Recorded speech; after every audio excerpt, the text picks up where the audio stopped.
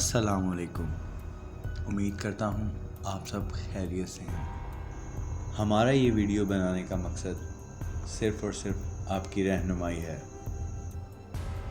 Video का आगाज़ करने से पहले आप सबसे गुजारिश है कि हमारा चैनल 7 ब्रदर्स ज़रूर सब्सक्राइब कीजिए ताकि आने वाली नई वीडियो आपको बर वक्त मिलती रहे। पाकिस्तान का मतलब है पाक सरज़मीन, यानी कि पाक लोगों के रहने की जगह। इस सरज़मीन में अल्लाह पाक ने हमें तमाम की तमाम नेमतों से नवाजा है, तो क्या हम अल्लाह ताला की दी गई नेमतों का शुक्र अदा करते हैं?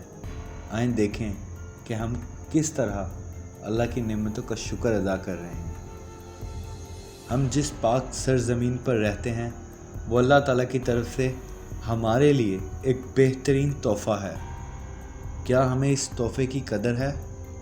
बिल्कुल भी नहीं। हमें इस तोहफ़े की ज़रा सी भी कदर नहीं है। जैसा कि हम जानते हैं, सफाई आधा ईमान है, लेकिन हम इस पर अमल करने से कासिर हैं।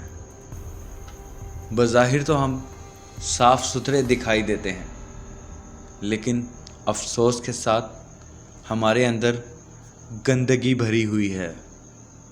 हम जिस पाक सरज़मीन पर रहते हैं वो अल्लाह ताला की तरफ से हमारे लिए एक बेहतरीन तोहफ़ा है। हम इस तोहफ़े को तोहफ़ा समझ के इस्तेमाल करने की बजाय इसकी कोई एहतियात नहीं करते। जहाँ हमारा दिल करता है, जैसे हमारा दिल करता है, जो हमारा दिल करता है, हम इसमें वैसे गंदगी फैलाते हैं।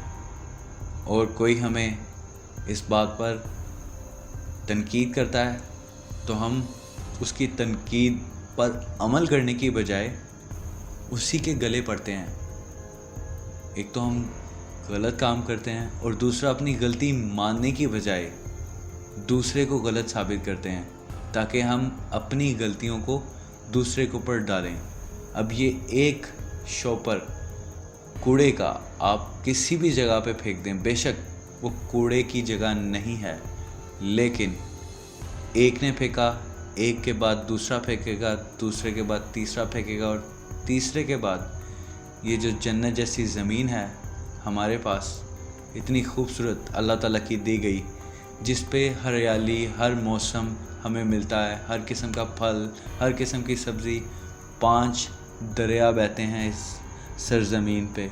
इससे बड़ी नेमत हमारे लिए अल्लाह ताला की और क्या हो सकती है। हमें इसे साफ़ रखना चाहिए, इसके अंदर हरियाली को बढ़ाना चाहिए, हम इसका जो हक़ है वो पूरी तरह अदा कर सकें और इसे साफ़ सुथरा रखें, कूड़ा ना फेंकें। देखें, अब जैसे ये आपके सामने हरियाली है, एक साइड पे तो इंतहा से ज़्यादा हरियाली है, लेकिन उसी की मुतरादिफ़ जगह पे कूड़ादान है।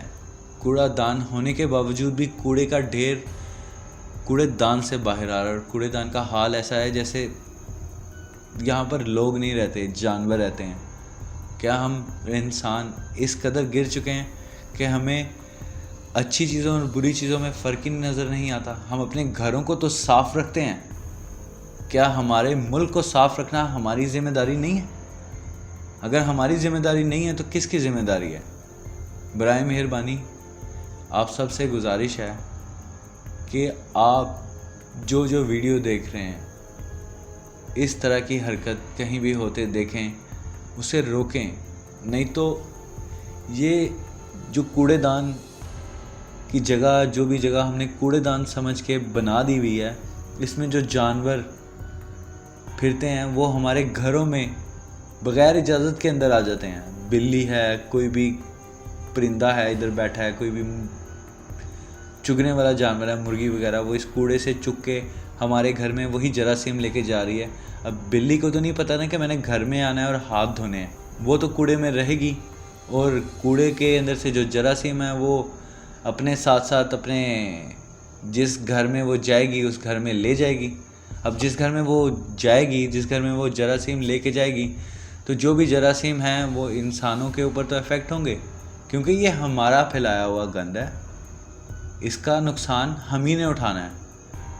کوئی بھی جگہ آپ دیکھ لیں، ہریالی ہونے کے باوجود بھی کوڑا ہریالی کھا جاتا ہے۔ یہ شوپر، یہ ہر وہ چیز ہمارے لیے اتنی نقصان دہ ہے کہ اس کا آپ سب کو اندازہ ہونے کے باوجود بھی آپ اسے نظر انداز کر دیتے ہیں۔